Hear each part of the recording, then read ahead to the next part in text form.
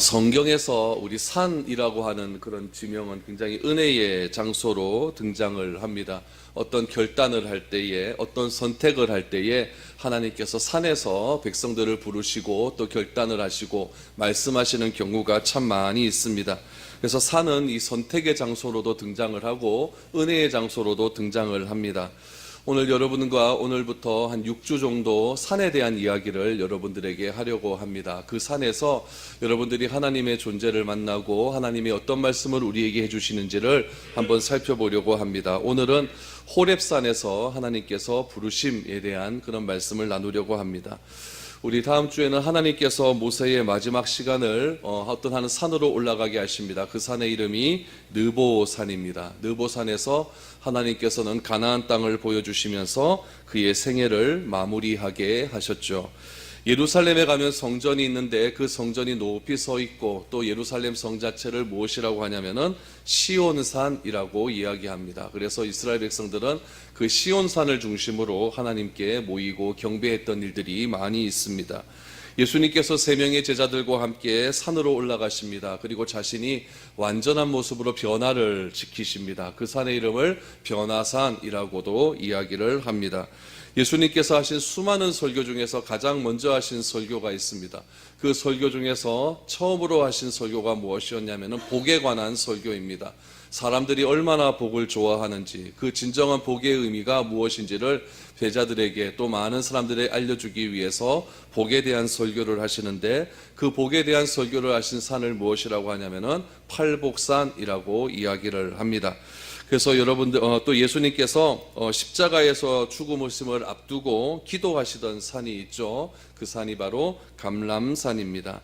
이러한 산들을 여러분들과 한번 6주 동안 한번 나누어 보려고 합니다. 그래서 이 산에서 예수님께서 어떤 말씀을 하셨고 하나님께서 어떤 은혜를 베풀어 주셨고 그런 말씀과 은혜가 우리들 가운데 어떤 의미가 있는지를 한번 쫓아가 보려고 합니다. 그래서 여러분들과 산에서 만나신 하나님의 귀한 은혜를 한번 맛보며 나아갈 수 있는 그런 시간이 되었으면 좋겠습니다. 오늘은 호렙산입니다. 호렙산, 부제목으로 부르심이라고 제목을 적어놨는데, 호렙산에서 하나님께서 어떤 부르심이 있었고 그 부르심 속에서 우리가 어떤 의미를 찾을 수 있는지 살펴볼 수 있기를 원합니다. 1절 말씀을 보시죠. 모세가 그의 장인 미디안 제사장 이드로의 양떼를 치더니 그떼를 광야 서쪽으로 인도하여 하나님의 산 호렙에 이르매 라고 말합니다. 모세가 자기 발로 온 것 같지만 보이지 않는 힘이 계셨습니다. 보이지 않는 손이 계셨죠. 하나님이 호렙산으로 모세를 불렀다라고 분명히 말을 하고 있습니다. 우연히 온 것 같고 자기 발로 온 것 같고 자기 계획에 의해서 온 것 같지만 하나님의 인도하여 하나님께서 모세를 호렙산으로 부르셨다라고 성경은 분명히 말하고 있습니다. 오늘 본문 1절에서는 호렙산으로 나와 있지만 이 호렙산은 다른 이름으로 시내산이라고도 말을 합니다. 호렙산과 시내산은 같은 산으로 우리에게 알려져 있습니다. 하나님께서 모세를 호렙산, 우리가 잘 아는 시내산으로 불러주셨던 것입니다. 오늘 여러분들이 이 자리에 온 것도 마찬가지입니다. 여러분들이 의지를 가지고 여러분들이 마음을 가지고 이 자리에 온 것 같지만 하나님께서 우리를 불러주심으로 이 자리에 오신 것입니다. 하나님께서 모세를 홀레산으로 불러주신 이유는 그냥 불러주신 것이 아니라 어떤 목적이 있고 어떤 계획이 있고 또한 어떤 뜻이 있어서 부르셔서 인도해 주셨습니다. 마찬가지로 하나님께서 오늘 우리를 이 미래로 교회로 불러주셔서 예배를 드리게 하신 데에는 분명한 이유와 목적이 있을 것이고, 하나님께서 오늘 이 말씀을 우리에게 허락하여 주시어서 이 말씀을 듣게 하신데도 분명한 뜻과 계획이 있는 줄 압니다. 오늘 그 하나님의 인도하심과 계획하심을 한번 살펴볼 수 있기를 바랍니다.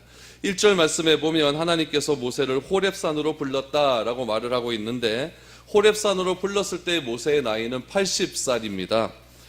모세가 기록한 시편 90편 말씀에 보면 이런 말씀이 있죠. 우리가 연수가 70이요 강건하면 80이라 라고 하는 그런 고백이 있습니다. 그 당시에는 한 80쯤 살면은 또 아주 오래 살았다라고 하는 그런 시절이 있었던 것 같습니다. 오늘날에도 한 80쯤 살면은 좀 많이 오래 산 것 아니겠습니까? 하나님께서 세상을 마무리할 나이가 80이라고 그렇게 고백을 했는데, 모세의 인생의 전성기는 언제부터 시작이 되었냐면은 세상 사람들이 인생을 마무리하려고 준비하던 그 나이 80세부터 시작을 했다라는 것을 기억하시기를 바랍니다. 여러분, 왜 모세가 120살을 살았는데 80세에 하나님 모세의 인생의 전성기가 시작이 되었겠습니까? 그것은 바로 80세에 하나님께서 모세를 불러주셨기 때문에 그렇다는 이야기입니다.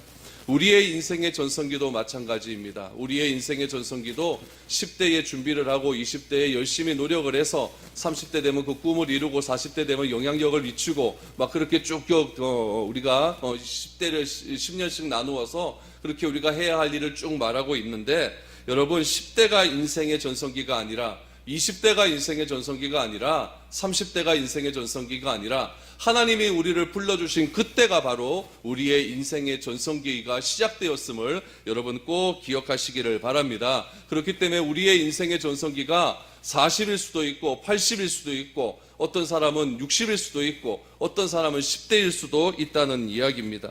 하나님이 불러주신 그때가 바로 인생의 전성기가 시작이 된다는 이야기입니다. 왜 그렇습니까? 하나님이 불러주시는 그때에 하나님께서 우리에게 사명을 허락하여 주시고 하나님께서 불러주신 그때에 우리의 인생의 목적이 분명해질 수 있기 때문에 그렇다는 이야기입니다. 오늘 여러분들을 불러주신 하나님의 말씀을 들으십시오. 그래서 여러분의 인생의 진정한 출발점이 오늘 이 시간이 될 수 있었으면 좋겠습니다. 우리의 인생의 출발점이 꼭 부흥회 가야 되겠습니까? 우리의 인생의 출발점이 꼭 수련회 같은 그런 특별한 집회를 해야만 우리가 변화받고 우리가 새로운 은혜를 체험할 수 있겠습니까? 전혀 그렇지 않습니다. 매주일 드리는 이 예배 시간을 통하여서 또 새벽 예배를 통해 수요 예배를 통해 그때 하나님께서 나에게 부르시는 분명한 목적과 인생의 의미를 발견할 수가 있다면, 여러분들이 성경을 읽으시다가 그 성경 한 절 속에서 여러분들이 부르신 특별한 인생의 의미를 발견할 수가 있다면 그 순간이 바로 여러분들의 인생의 새로운 출발점이 될 수 있음을 기억하시기를 바랍니다. 그런 의미에서 하나님께서 모세를 부르신 그때를 한번 보십시오. 그때가 언제입니까? 1절 말씀해 보니까 모세가 그의 장인 미디안 제사장 이드로의 양떼를 치더니 라고 말합니다. 언제 하나님께서 모세를 불러주십니까? 이드로의 양떼를, 장인의 양떼를 치는 그 순간에 하나님께서 불러주셨다라고 이야기합니다. 하나님께서 우리를 불러주실 때가 언제입니까? 그때가 바로 내 삶에서 최선을 다하는 그때에 하나님께서 우리를 불러주시는 것입니다. 어쩌다 수련회 한번 갔는데 그때 은혜를 받았다라고, 그때가 나를 불러주실 때라고 생각할 수도 있습니다. 그러나 우리를 하나님께서 불러주시는 그때는 내가 열심히 일하는 그 삶의 현장, 최선을 다해 일하는 그 삶의 현장 속에서 하나님께서 나를 불러주신다는 이야기입니다. 내 삶의 현장에서 열심을 내고 내가 처해 있는 그곳에서 불평과 불만의 시대를 맞이하는 것이 아니라 최선을 다하는 삶을 살아갈 때에 힘들고 어려운 삶이 나에게 다가온다 할지라도 그것으로 인하여서 내가 좌절하고 낭망을 하는 것이 아니라 그곳에서 하나님을 붙들고 하나님께서 나에게 이런 어려움을 주신 이유가 무엇인지를 다시 한번 깨닫고 나아가고자 하는 그런 사람들을 향하여서 하나님께서 그를 불러주신다는 이야기입니다. 여기서는 모세의 상황을 한번 보십시오. 모세가 말이 1절에서 보니까 폼나게 나오지 않습니까? 그의 장인 미디안 제사장 이드로의 양떼를 치더니, 이건 좀 폼나는 말입니다. 요즘 우리나라 말로 하면 뭡니까? 모세가 처가살이 할 때에, 처가살이 할 때 부르신 거예요. 처가살이 할 때에. 얼마나 처량합니까? 모세는 왕궁에서 이집트의 모든 문화와 문명의 혜택을 받으며 그렇게 자라왔던 사람입니다. 왕궁에서 도를 배웠고 왕궁에서 교육을 받았습니다. 호화롭게 살았습니다.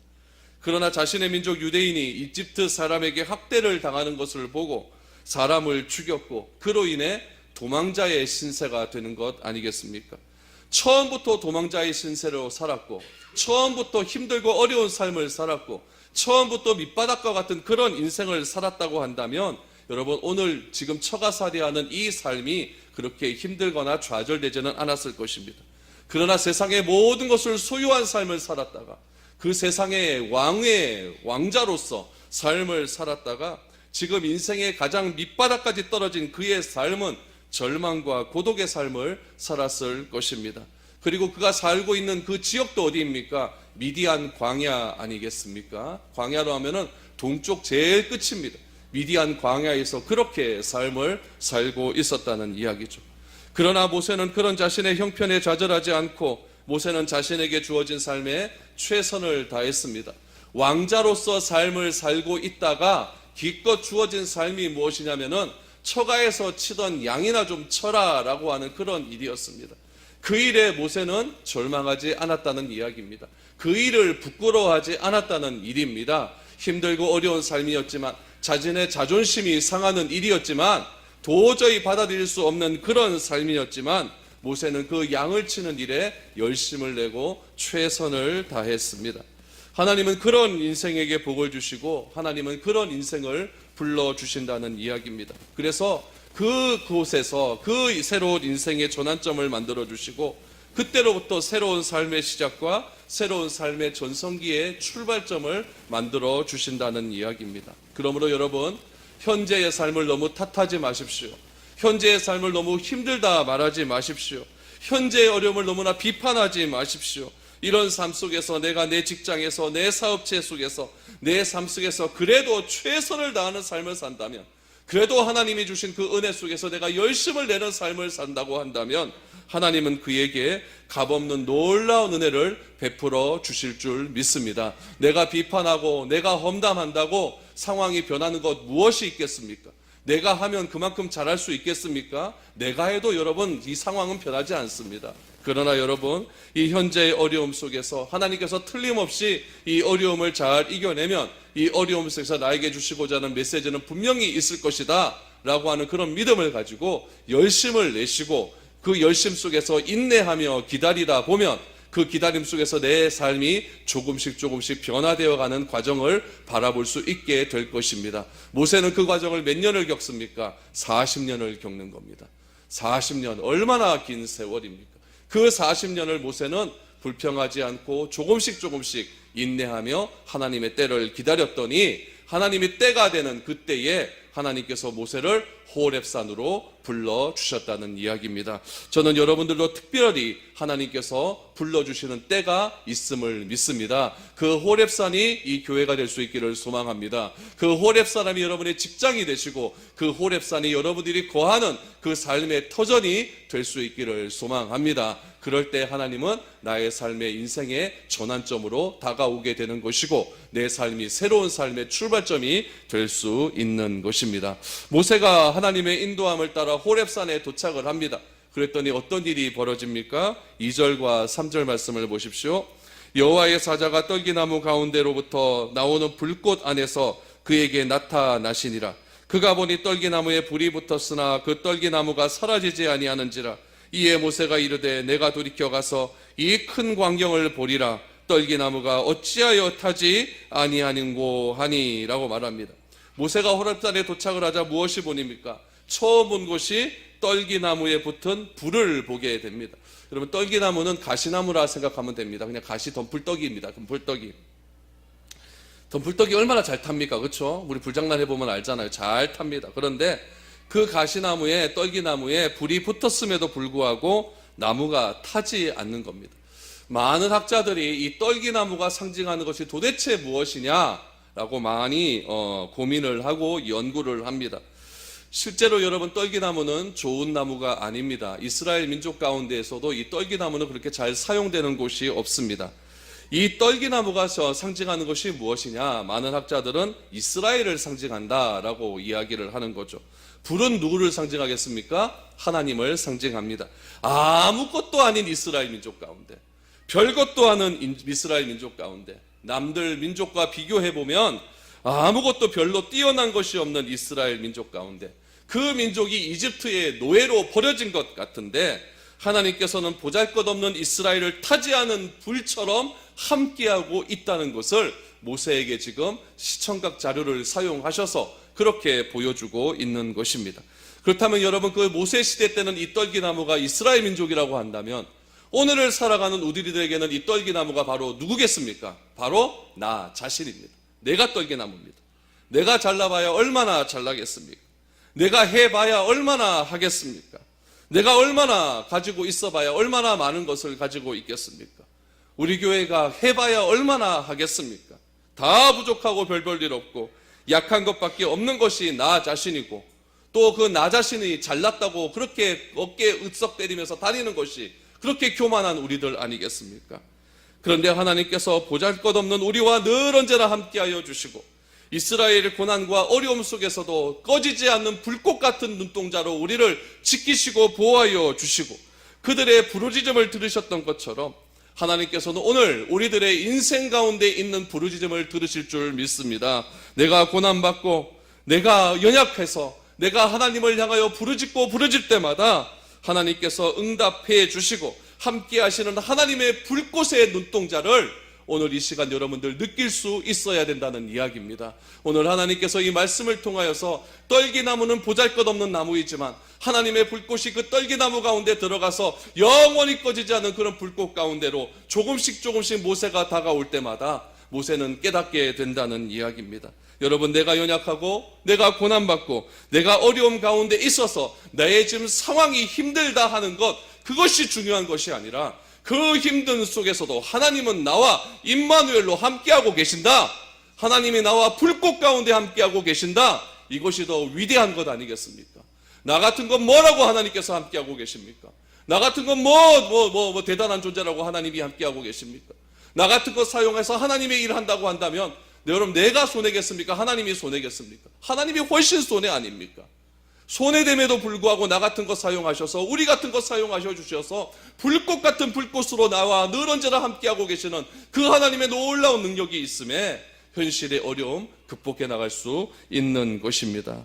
여러분, 이런 환경 속에서도 불꽃 같은 능력으로 나와 함께 하시고 내 삶 속에서 타고 있는 하나님이 계심이 훨씬 더 중요하기에 오늘 이 자리에 나와서 우리는 하나님을 향하여 기도할 수 있는 것이고 오늘 이 자리에 나와서 하나님께 부르짖을 수 있다는 이야기입니다.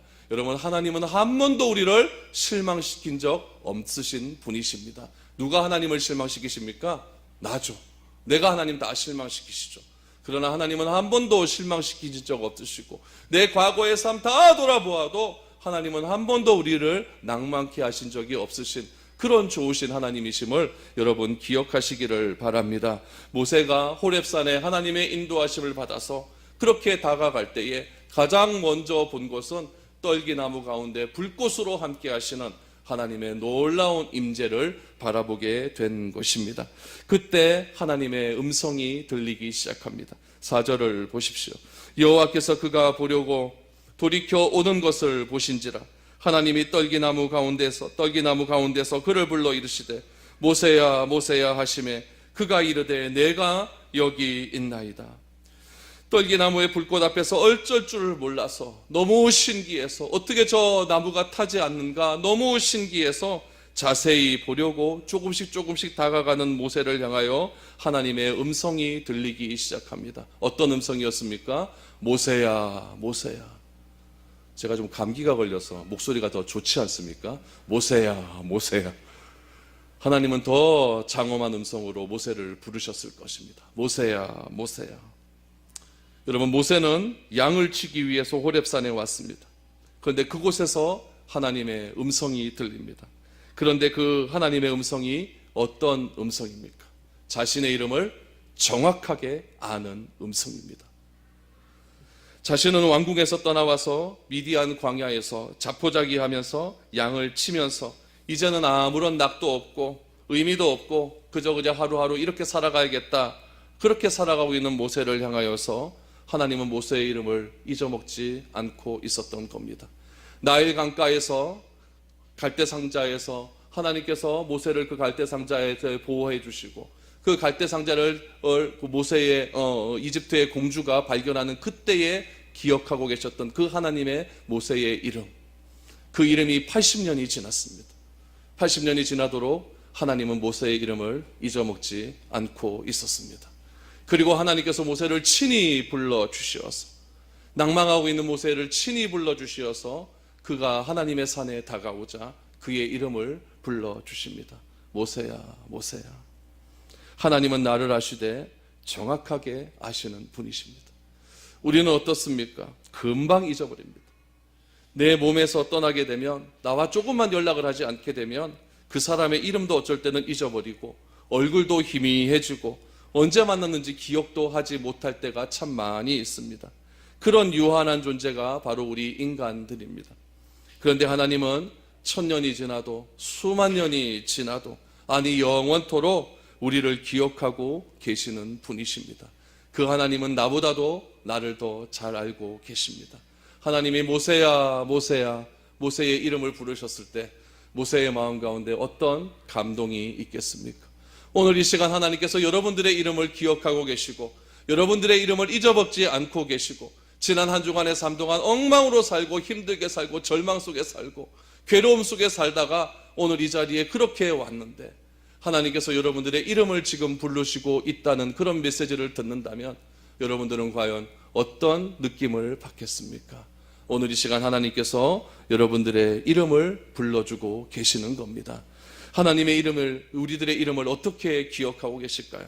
여러분 이사야 49장 1절 말씀을 한번 보시죠. 우리 같이 한번 읽어볼까요? 시작. 섬들아 내게 들으라. 먼 곳 백성들아 귀를 기울이라. 여호와께서 태에서부터 나를 부르셨고 내 어머니의 복중에서부터 내 이름을 기억하셨으며. 아멘. 또 한 군데 보죠. 49장 16절입니다. 시작. 내가 너를 내 손바닥에 새겼고 너의 성벽이 항상 내 앞에 있나니. 아멘. 하나님께서 나를 기억하고 있다는 이야기입니다. 내 이름을 언제부터 기억하고 계신다고요? 내 어머니의 복중에서부터 알고 있고 내 이름을 하나님의 손바닥에 새겨 항상 기억하고 또 기억하시는 분이 바로 하나님이라는 사실입니다. 나를 알되 나보다도 더 잘하시는 분이 바로 하나님이십니다. 그 하나님이 지금 내 이름을 불러주시고 있는 겁니다. 여러분 우리는 미래를 알지 못합니다. 그러나 하나님은 나의 과거도 알고 계시고 현재도 알고 계시고 미래까지도 정확하게 알고 계시는 분이십니다. 그 하나님께서 모세의 이름을 정확하게 불러주십니다. 그 모세야 모세야 불러주신 그 하나님께서 모세에게 무엇이라고 말씀하실까요? 5절 말씀해 보니까 하나님이 이르시되 이리로 가까이 오지 말라. 내가 선 곳은 거룩한 땅이니 내 발에서 신을 벗으라 라고 말합니다. 내 발에서 신을 벗으라 라고 말합니다. 무엇을 말씀하는 겁니까? 지금까지 내가 하려고 했던 모든 절망적인 것들, 낙심했던 것들, 좌절했던 것들, 실망했던 것들, 그런 것들 다 내려놓고 나에게 올 때는 아무 염려하지 말고 그냥 나오라 라고 말씀하고 있는 것이죠.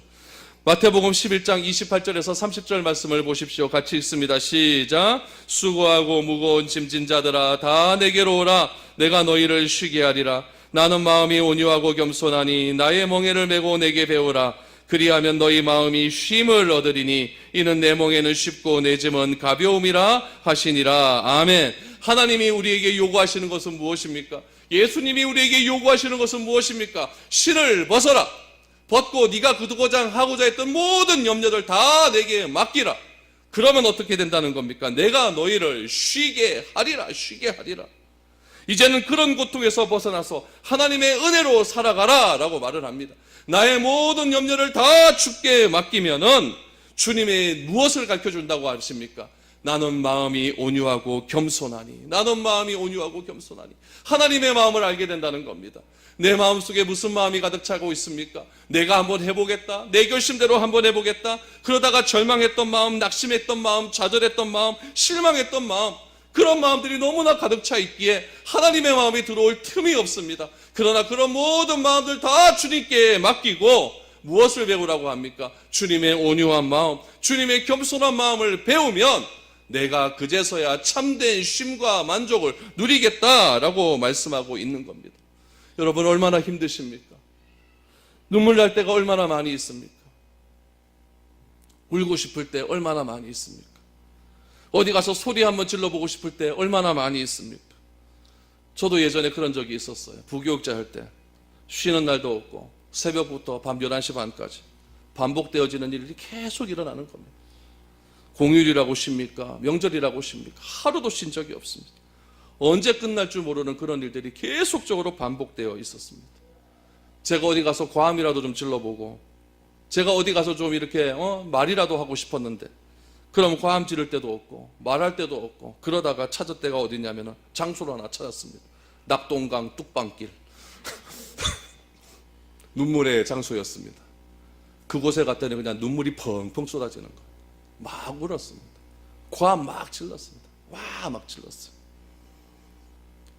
힘들 때마다 그곳을 찾아갔죠. 그런데 그때 그 아픔을 누가 알았냐면은 유영신 선교사님이 알았어요. 그래서 저를 딱 찾아오는 거예요. 찾아와 갖고 상진아 삼겹살집에 데려가 갖고 내가 삼겹살 구워줄게. 많이 먹고 힘내라. 그게 저에게 얼마나 큰 위로가 되었고 얼마나 큰 쉼이 되었는지 모릅니다.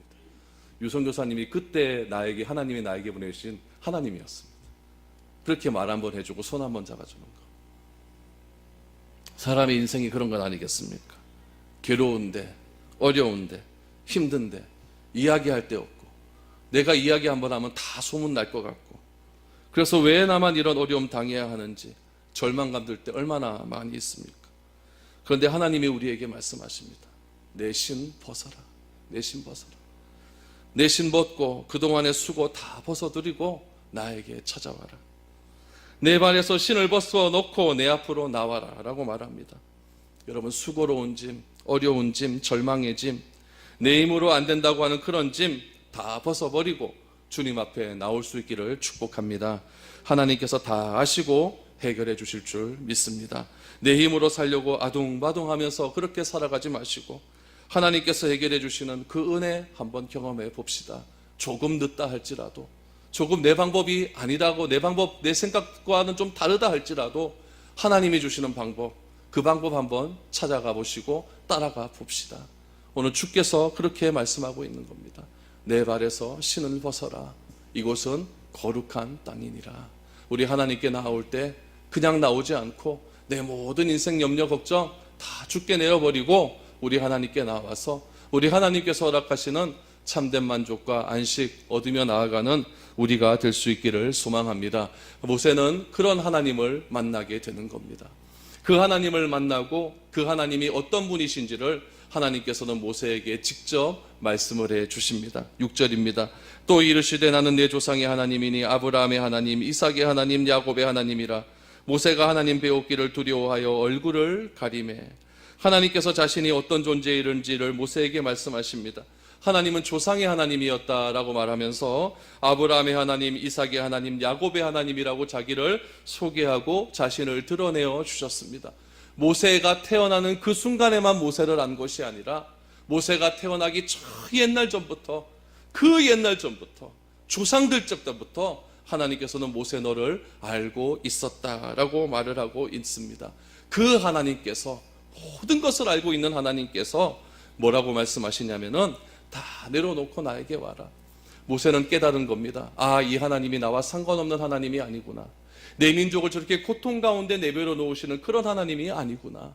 하나님은 내 조상적부터 내가 그렇게 좋아했던 아브라함, 이삭, 야곱 때부터 그 하나님을 알고 있었고 그때부터 나를 알고 있었던 그 하나님이셨구나. 모세는 조금씩 하나님을 알아가기 시작하고 있습니다. 하나님께서 자신을 이렇게 소개한 다음에 모세에게 기가 막힌 말씀을 해 주십니다. 오늘 7절, 8절이 하나님께서 모세를 부르신 목적이고 하나님의 존재의 목적입니다.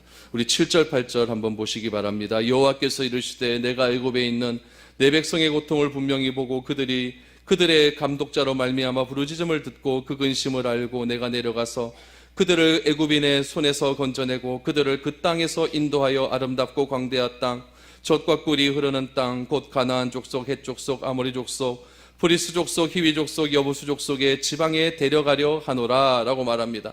7절에서 여러분 세 가지 동사가 굉장히 중요한 동사가 나옵니다. 무엇입니까? 보다, 듣다, 알다. 이 세 가지 동사입니다. 하나님께서는 이스라엘의 문제를 보고 듣고 알고 계셨다는 이야기입니다. 무엇을 보셨습니까? 그들의 고통을 보시고 계셨습니다.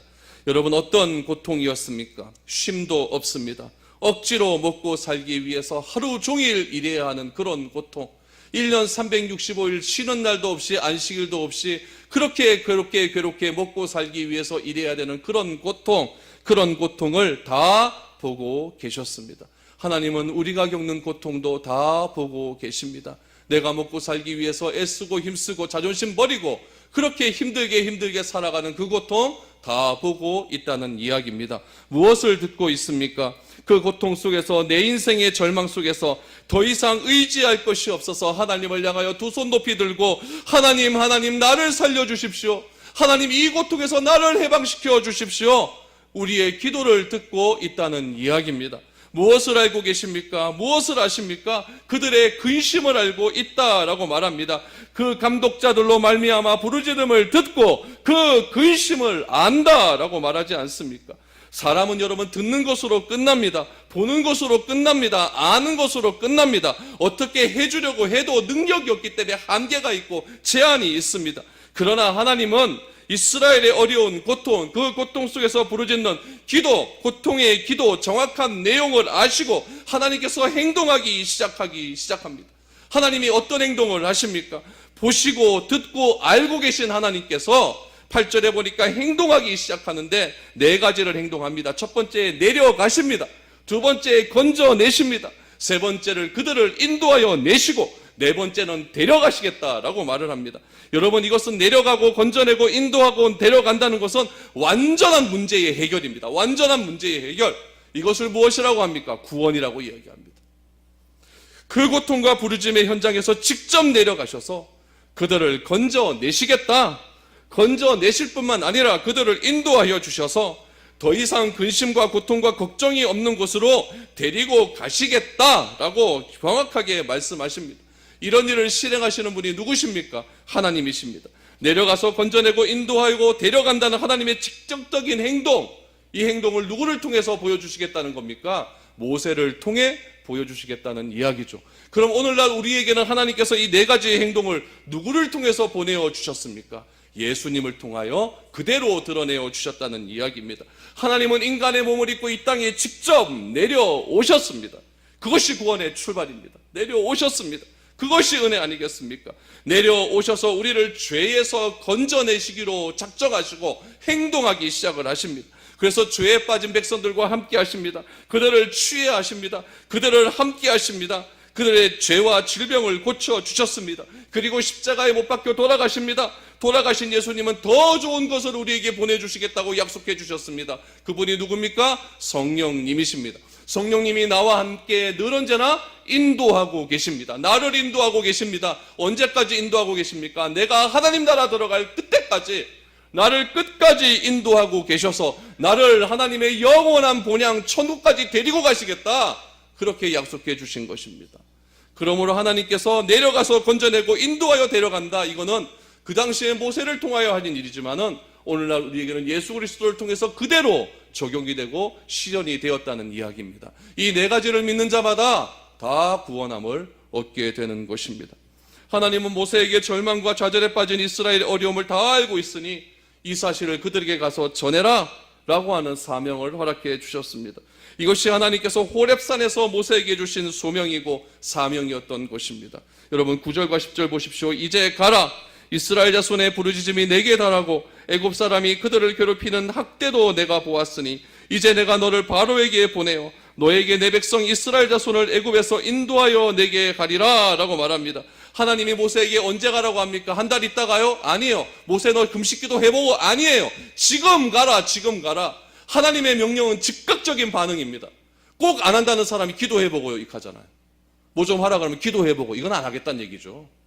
맞잖아요. 왜 아닌 척 하십니까? 맞잖아요. 뭐 좀 하라 그러면 기도해보고요. 기도도 한 번도 안 하면서. 주님은 하나님은 말을 하고 있죠. 지금 가라. 이제 가라. 이제 가라. 30일 작전 기도하고 40일 작전 기도하고 그렇게 하고 하나님의 음성 듣는 것이 하나님의 뭐 선택 듣는 것이 아니라 지금 가라. 지금 가라. 왜 가야 합니까? 급하기 때문에 가야죠. 급하기 때문에. 이스라엘의 부르짖음이 여러분 9절에 보니까 극에 달했고 극에 달했습니다. 왜 극에 달했습니까? 애굽 사람이 그들을 괴롭히는 학대가 여러분 너무나 심하기 때문에 그렇습니다. 그것을 다 보고 있지 않습니까? 이집트가 내 백성 이스라엘을 괴롭히는 학대를 하나님이 보고 계시는데 그 보고 계심이 하나님 자신이 너무 힘들다는 겁니다. 그래서 모세를 보내는 겁니다. 지금 가라. 지금 가라. 하나님께서 죄에 너무 시달려서 죄로 신음하는 우리들을 보시고 너무 하나님께서 괴로우셨습니다. 그래서 누가 오셨습니까? 하나님 자신이 인간의 몸을 입고 이 땅에 오신 것 아닙니까? 그래서 그를 믿는 자마다 구원을 얻겠다고 하는 놀라운 복음의 메시지를 우리에게 주신 것 아니겠습니까? 하나님은 모세를 향하여 지금 가서 이제 가서 내 백성 이스라엘을 인도하여 오라고 하는 소명을 주셨고 사명을 주셨습니다. 그 사명에 응답할 수 있기를 소망합니다. 여러분, 이 사명은 우리에게 주신 사명입니다. 가정으로 가라, 직장으로 가라, 가서 아직까지 모르고 있는 자들을 향하여 전가해라, 증거해라. 급하다, 빨리 가라, 그렇게 말씀하고 있는 겁니다. 모세가 불안해할까 봐 12절 말씀해 보니까 또 하나 플러스 1을 더해 주시죠. 플러스 1이 무엇입니까? 12절에 보니까 하나님이 이르시되 내가 반드시 너와 함께 있으리라. 내가 그 백성을 애굽에서 인도하여 낸 후 너희가 이 산에서 하나님을 섬기리니 이것이 내가 너를 보낸 증거니라. 아멘. 여러분, 중요한 것이 무엇이냐면은 함께 하신다, 이것도 중요하지만은 더 중요한 것이 있습니다. 그것은 무엇이냐면은 이 산에서 하나님을 섬기리니, 이 산에서 하나님을 섬긴다, 이것이 중요합니다. 왜 그것이 중요합니까? 그것이 모세의 부르심이 정확하다고 하는 하나님의 증거이기 때문에 그렇습니다. 하나님의 확실한 증거이기 때문에 그렇습니다. 예수 그리스도가 이 땅에 오심이 확실한 증거라는 사실은 오늘 여러분을 통해서 그대로 드러나고 있습니다. 이 자리에 앉아서 예배드리고 있지 않습니까? 이 산에 와서 내가 하나님을 섬기리니, 이곳에 와서 하나님을 섬기고 있는 여러분들을 보면서 하나님이 십자가에 달려 죽으신 그 사건이 분명하다, 이거는 확실하다, 이것을 여러분 스스로를 통해서 증거하고 있다는 이야기입니다. 여러분의 그 증거됨을 어디서 드러나야 되겠습니까? 교회에서는 다 압니다. 저 예수 다 알죠? 어디서 드러나야 됩니까? 예수님을 모르는 사람들 앞에서 드러내야 됩니다. 그러면 그곳이 바로 하나님이 나를 위하여 죽으신 그 증거의 현장이 되는 겁니다. 똑같이 행동해서는 증거가 나타나지 않습니다.